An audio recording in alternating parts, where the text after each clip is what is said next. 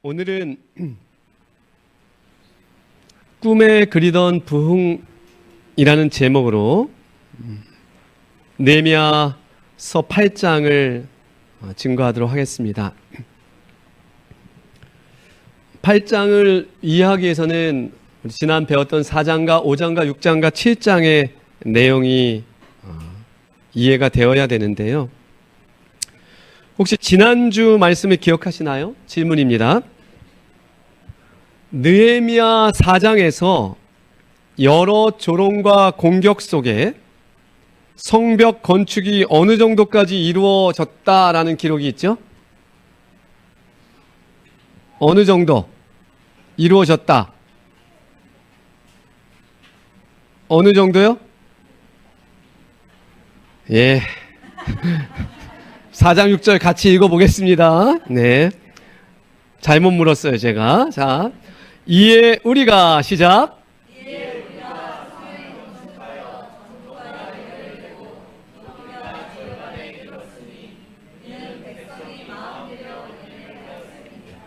전부가 연결이 됐는데 높이는 어느 만큼?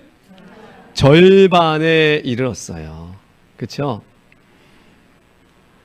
절반 정도의 건축이 이루어졌다. 놀라운 일입니다, 여러분. 연결은 다 됐대요. 절반 정도의 건축이 이루어졌다.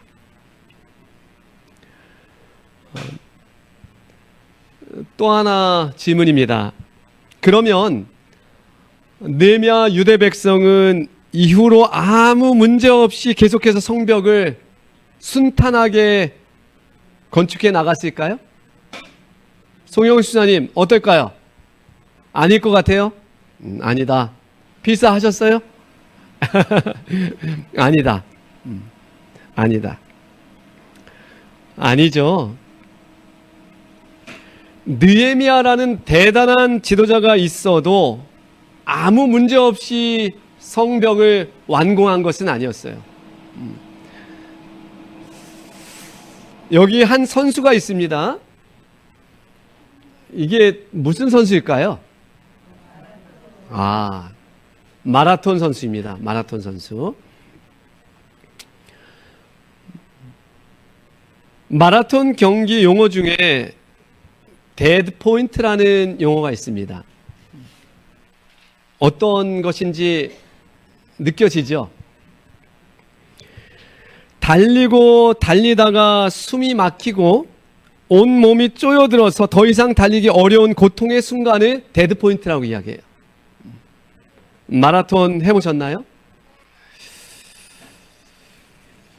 더 달리다가는 곧 숨이 넘어갈 것 같은 위기감을 본능적으로 느껴서 몸이 그렇게 반응하는 것입니다. 여기서 또 하나의 질문입니다, 여러분. 그러면 이봉주 선수 같은 국가대표 마라토너들도 데드포인트를 경험할까요? 황정희 집사님 경험할까요? 네. 이봉주 선수 같은 그런 선수도 그렇게 열심히 연습을 했는데도 예전에 이 선수가 인터뷰를 했어요. 데드 포인트 지점에서 그가 어떤 심정일지를. 그가 이렇게 답했습니다. 그 상황에서는요, 저 멀리 가는 차가 도로로 뛰어들어서 자기를 꽝 치워버렸으면 좋겠다. 그렇게까지. 여러분, 예. 고도로 훈련된 선수도 데드 포인트가 온다는 거예요? 온다는 거예요. 근데 여러분, 이 데드 포인트를 얼마나 잘 견뎌내느냐 하는 것이 마라톤 선수에게 매우 중요한 이유는 이 데드 포인트를 지나면 몸이 다시 원기를 얻은 것처럼 가뿐해지고 호수처럼 편안해진다고 해요. 마라톤 해본 사람들은 아시는 부분이에요. 우리 안 오셨어요? 안영기 집사님이 마라톤을 잘하시죠? 네. 풀코스 완주를 하시는 분인가요? 그렇대요. 마라톤 노시네. 잘 아실 거예요. 근데 기적같이 그 이후에는 여러분 그렇게 호수처럼 마음이 편해지고 그 순간에 여러분 기록을 단축할 수 있는 절호의 기회래요. 그때 잘 달려야 된다고 합니다. 여러분 데드포인트는 중요한 것은 마라톤 경기에만 있나요? 아니요. 산호라면 언젠가는 찾아오는 것이 데드포인트인 것 같아요. 학업에도 직장 생활에도 신앙 생활에도 가정 생활에도 여러분 이 데드포인트가 찾아옵니다. 그래요? 네, 그런 것 같아요. 그럴 때 우리는 어떻게 해야 할 것인가? 느헤미야와 유다 백성의 건축 그 가운데서도 데드포인트가 찾아옵니다. 느헤미야 5장을 보면 이 내부의 공격을 당하는 모습이 그려지고 있어요. 아주 심각한 문제로 이스라엘 민족 내부에서 문제가 터졌습니다. 5장 1절입니다. 다 같이 읽어보겠습니다. 그때 백성들이 시작.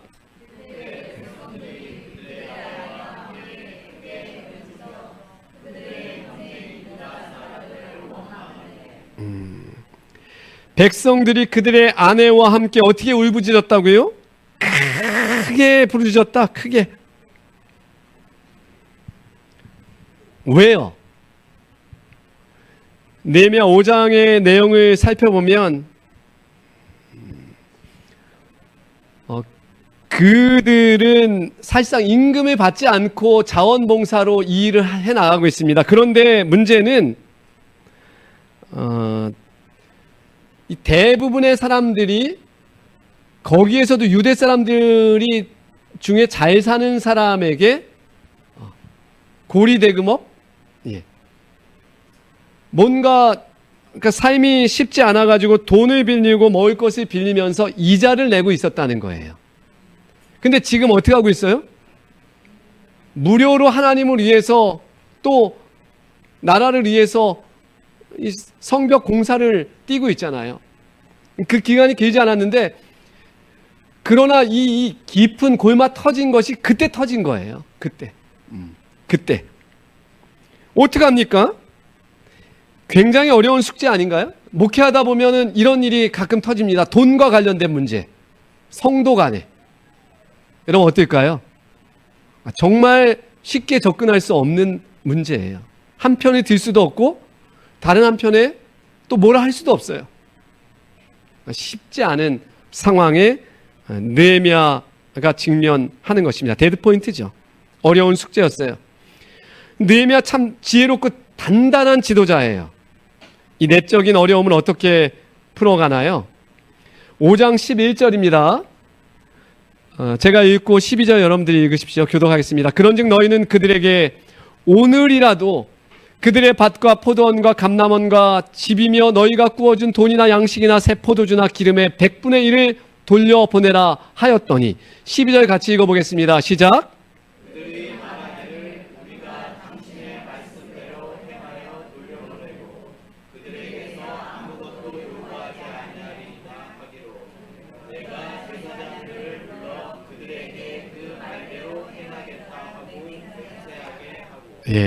정말 단단한 지도자예요.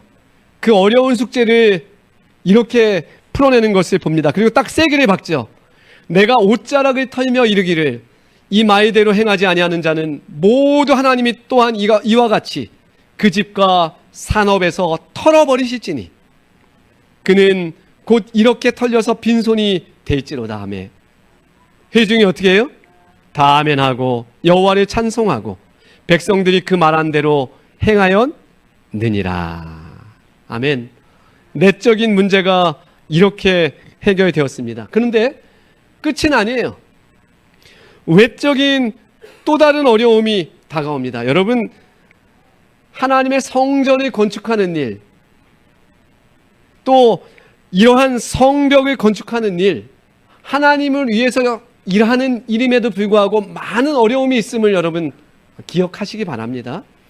우리 아직 시작 안 했습니다. 첫 삽도 뜨지 않았어요? 우리가 넘어야 할 산이 얼마나 많은지를 깨닫게 해주는 부분이에요. 내적으로, 외적으로. 외적인 부분입니다. 어떤 공격을 당하나요? 느헤미야 8장을 위해서 이 배경을 알아야 되기 때문에 제가 좀 설명하고 있습니다. 외부적 공격인데요. 느헤미야 6장에서는 이렇게 기록하고 있습니다. 다 같이 읽어보겠습니다. 6장 2절입니다. 시작.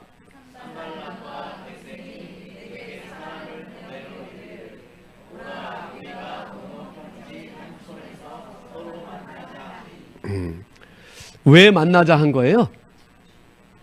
산발락과 게셈이 사람을 보냈는데 왜 만나자고 했어요? 실상은 나를 해하고자 함이다 라고 이야기했어요. 지도자의 길이 참 쉽지 않습니다. 몇 번이나 요청했는지 알아요? 4번이나 사람을 보냈어요. 4번이나. 실상은 나를 해하고자 함이었더라. 4번이나. 제가 지난주에 우리 신성철 집사님이랑 우리 전장로님이랑 또 우리 여러 집사님들이랑 함께 신촌교회입니다. 성전 봉헌 감사 예배를 좀 다녀왔습니다. 이 지어지는 과정을 얘기를 들었어요.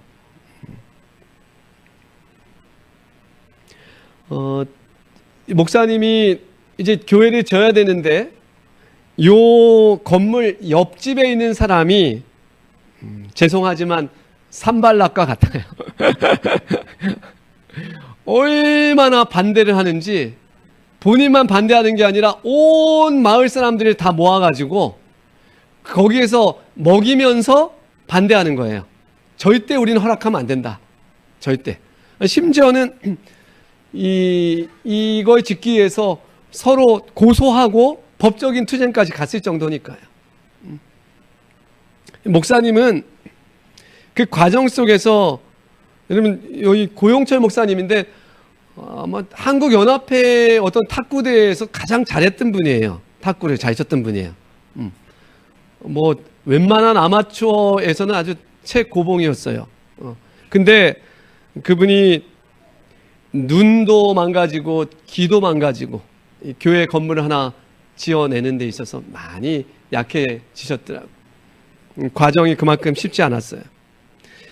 근데 그날도 또 죄송하지만 이 산발락과 같은 사람이 온 마을의 사람들을 모아가지고 그 교회 옆에 자기 집으로 다 모은 거예요. 그리고서 이 목사님을 초대했어요. 오라고. 참 가고 싶겠어요, 목사님이? 마음도 무겁고 힘이 듭니다. 근데 거기 터덜터덜 혼자서 갔다고 해요. 혼자서 가게 됩니다. 역시나 온 마을 사람들이 모여가지고 뭐라고 성토해요? 당신네는 절대로 여기에 교회를 지을 수 없습니다.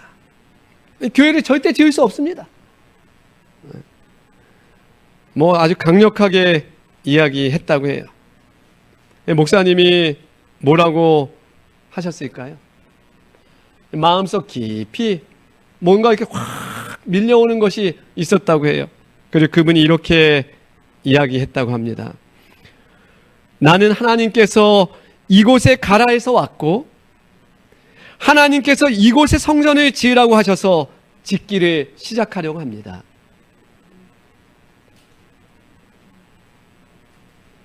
해볼 테면 해보시죠.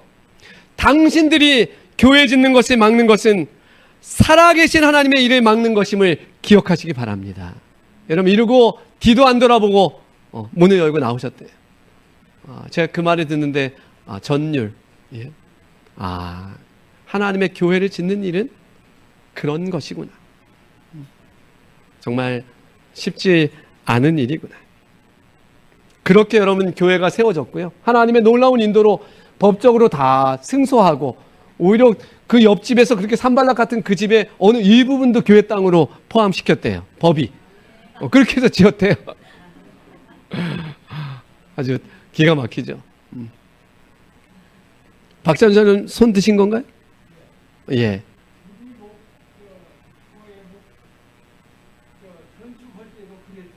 예.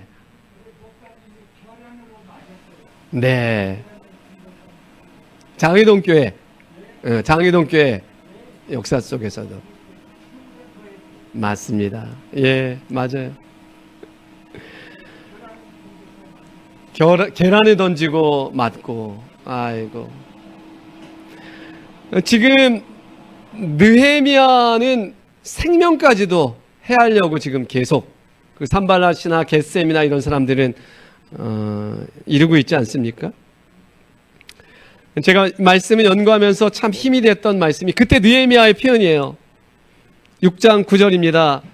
이는 그들이 다 우리를 두렵게 하고자 하여 말하기를 그들의 손이 피곤하여 역사를 중지하고 이루지 못하리라. 여러분, 이때 느헤미야의 표현입니다. 이제 내 손을 힘있게 하옵소서. 아멘. 다 같이 한번 이 빨간 부분 한번 읽어볼까요? 이제 내 손을 시작. 이제 내 손을 힘있게 하옵소서. 아멘. 이제 내 손을 힘있게 하옵소서. 저는 이 표현이 얼마나 감동적으로 다가오는지. 이제 내 손을 힘있게 하옵소서. 여러분, 혹 교회에서 어려운 일을 당하고 성도 간의 관계나 힘이 들 수 있어요.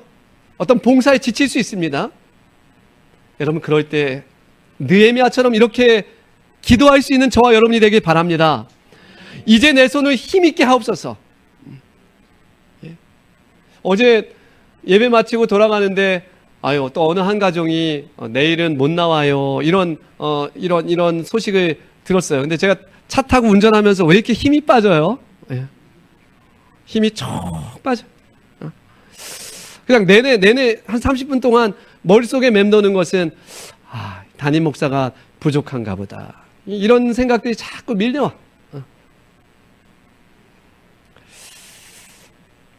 여러분, 느헤미야의 이 기도가 저의 기도입니다.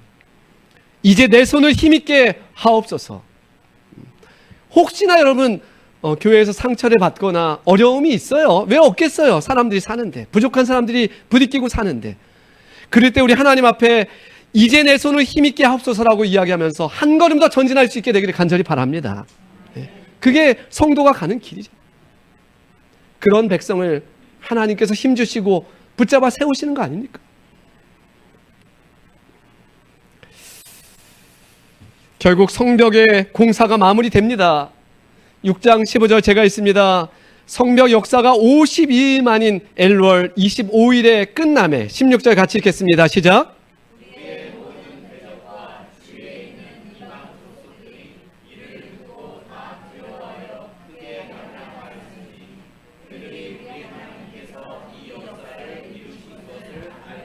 아멘. 그리고 7장 1절 드디어 그 성벽에 뭐가 달려요? 성벽이 건축됨에 문짝을 달고 문지기와 노래하는 자들과 레위 사람들을 세운 후에 이렇게 성벽이 52일 만에 드디어 다 완공된 것입니다. 얼마나 감동이에요. 오늘 사실은 다루기 원하는 것은 8장입니다. 이 배경 속에 백성들이 모이기 시작하는 것이죠. 8장 1절입니다. 다 같이 읽어보겠습니다. 이스라엘 자손이 시작.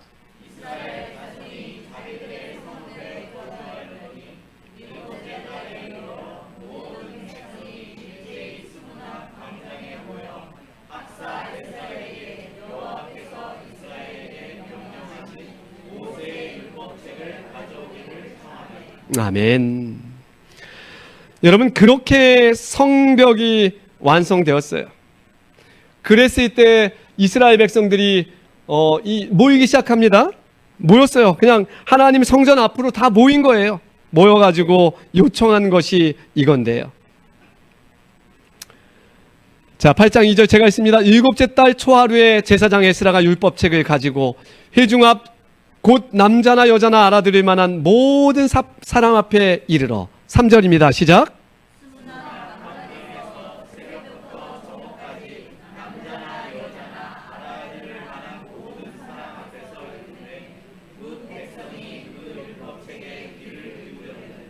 그때 학사 에스라가 특별히 지은 나무 강단에 서고 그의 곁 오른쪽에 선 자는 마띠디아와 스마와 아나야와 우리야와 히기야와 마세아요. 그의 왼쪽에 선 자는 부다야와 미사엘과 말기야와 하숨과 하스밧 다나와 스가랴와 무슬람이라. 여러분, 이날의 감격을 한번 생각해 보십시오.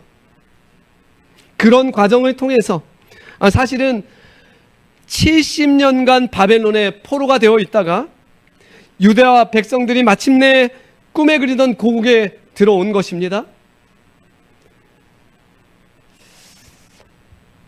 그리고 그들이 고향에 왔을 때 어떤 모습이었어요?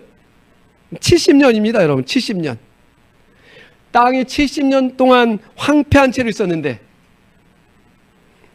예언의 이 말씀을 보면 밭을 갈던 쟁기는 그 밭에 그냥 멈춰선 채였고, 풍성한 소출을 내던 전답은 풀이 우거진 묵정밭이 되어 있었고, 바삐 다니던 오솔길들에는 인적이 끊긴 채 잡초만 무성했고, 성벽은 허물어진 모습 그대로였고, 하나님의 성전 마당에는 풀이 가득할 뿐이었다. 정말 70년 만에 돌아왔는데, 여러분 말이 70년이지 10대 포로로 잡혀갔으면 지금 몇 살이에요? 10살에 잡혀갔는데 지금 어떻게 해요? 80세가 돼서 돌아온 거예요. 그렇게 10대의 소녀아이가 갔으면은 지금 호호 할머니가 돼서 80세가 돼서 돌아온 거예요. 그리고 그렇게 기도하고 정말 애썼던 그 성벽이 드디어 완성이 된 것입니다. 52일 동안 그들은 어떻게 살았어요? 밤낮 불철주야 온 백성이 이 일에 동참했고, 사실 52일 만에 이게 될 수 없는 건축이에요. 그만큼 모든 성도들이 한마음 한뜻으로 메어 달렸다는 거예요. 벌떼같이 달려들어서 대공사가 마쳐진 순간입니다. 그들이 뭐였어요? 그들은 성대한 어떤 파티를 하는 게 아니었어요. 그들은 무엇입니까? 말씀을 사모하여 그 하나님 말씀 앞에 서 있는 것입니다. 말씀에 대한 갈망. 여러분, 이 표현대로 하면 6시간 이상 그들이 말씀을 듣고 있었다. 새벽부터 정오까지. 몇 시간 이상이요? 6시간 이상 말씀을 들었다고요. 지치지 않고 하나님의 말씀을 듣고 있어요. 숨소리조차 없고 길을 쫑긋 세우고 한 말씀이라도 땅에 떨어지나 아주 긴장하면서 까치발을 들고 서 있는 그 백성들의 모습을 그려보시기 바랍니다. 말씀 앞에 목마른 사슴이 되는 것, 이것이 부흥입니다. 따라해보세요. 이것이 부흥이다. 아멘. 이것이 부흥입니다. 말씀은 계속 전진합니다. 다 같이 읽어보겠습니다. 하나님의 율법책을 시작.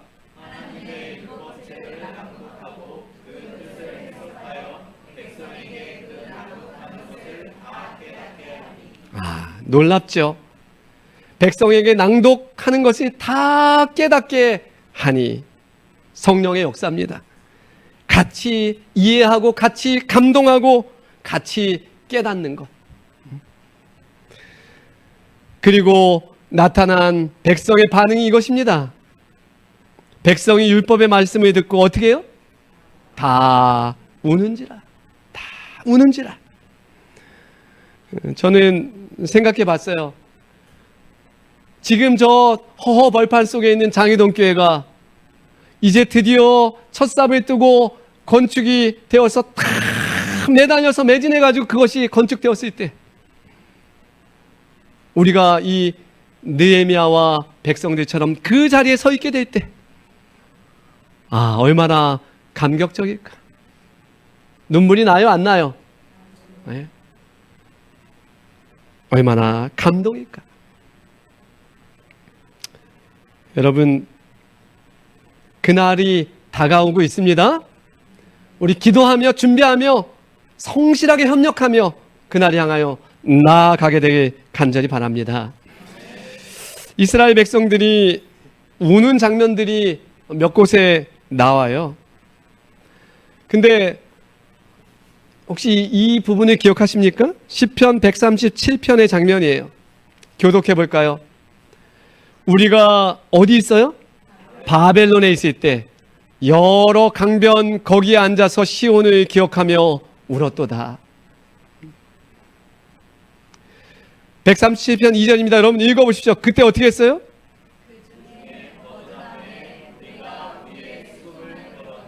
수금을 버드나무에 걸어버렸다고요. 울면서 걸어버렸다고요. 왜요?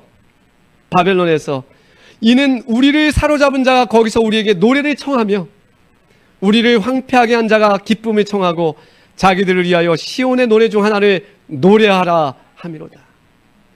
거기서 이 바벨론 사람들이 노래하라는 거예요. 악기를 연주하면서 노래하라고. 노래 연주 잘하니까 노래하라고. 어떻게 해요? 이 사람들이 수금을 버드나무에 걸어버렸어요. 우리가 이방 땅에서 어찌 여호와의 노래를 부를까? 그러면서 어떻게 해요? 저 시온, 저 예루살렘 성을 기억하면서 눈에서 눈물이 쏟아지는 것입니다. 지금 눈물은 다른 눈물이죠. 근데 드디어 예루살렘 성벽을 완성했고 온 백성이 모여가지고 그 율법의 말씀을 들으면서 다 우는지라. 다 우는지라. 왜 울어요? 너무 감사하고 너무 감격스럽고 하나님 말씀 앞에 서서 하나님의 사랑을 다시 깨달을 때 오는 감격의 눈물이죠. 고통의 눈물이 아니지 않습니까? 여러분 상상해 보셨나요? 교회 없는 삶,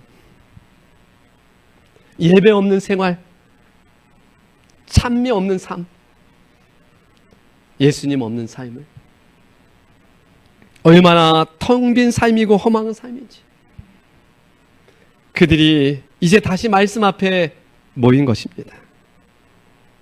여러분, 우리 장희동 교회에 이런 말씀의 부흥이 있게 되길 간절히 소원합니다. 진정한 부흥은 살라살라 방언하면서 막 온 소리를 지르고 뭐 병자를 고친다고 난리를 피는 것이 아니에요. 진정한 부흥은 흐느끼는 영혼이 갈바리로 돌아가는 것, 그것이 진정한 부흥입니다. 우리 교회에 이런 부흥이 일어나기를 간절히 소원합니다. 교회에 오는 일이 행복하고 은혜가 넘치고 예언의 신의 그 깊은 말씀이 뼛속 깊이 감동을 주고 매 순간의 삶이 감사하고 찬미가 절로 나오고 예수님의 사랑이 체험이 되고 말씀이 얼마나 달게 느껴지고, 여러분 이렇게 우리의 심령이 부흥되길 바랍니다. 이런 부흥이 우리 교회에 이기를 바랍니다. 다 같이 큰 소리로 한번 읽어봅시다. 말씀이 있는 곳에 시작. 말씀이 있는 곳에 부흥이 있고 진정한 부흥이 있는 곳에 사랑이 넘친다. 아멘. 말씀이 있는 곳엔 부흥이 있고 진정한 부흥이 있는 곳엔 사랑이 넘쳐나고 그 사랑이 넘쳐나는 곳에 성도가 모입니다. 그런 아름다운 부흥 우리 장희동 교회에 있게 되기를 간절히 바라면서 말씀을 마치겠습니다.